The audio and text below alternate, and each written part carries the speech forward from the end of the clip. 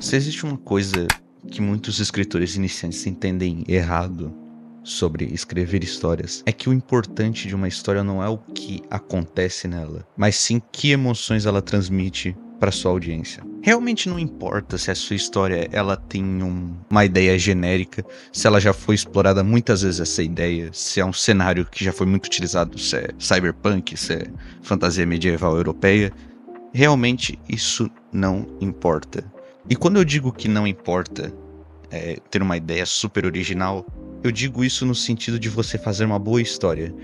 Porque é importante às vezes você ter ideias originais no sentido de chamar a atenção do público ou então das editoras, mas o ponto do vídeo não é esse. O ponto é que muitos escritores eles começam a escrever uma história pelo que ela conta e não pelo que ela faz a audiência sentir.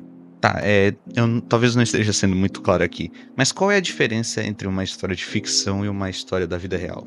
Uma história da vida real, ela tem a intenção apenas de relatar fatos que aconteceram e que são relevantes para os tempos atuais, muitas vezes. Agora, uma história de ficção não tem relevância nenhuma para a nossa vida, na maioria das vezes. Então, não faz sentido você se preocupar com o que está sendo dito, mas sim o que aquilo faz a audiência sentir.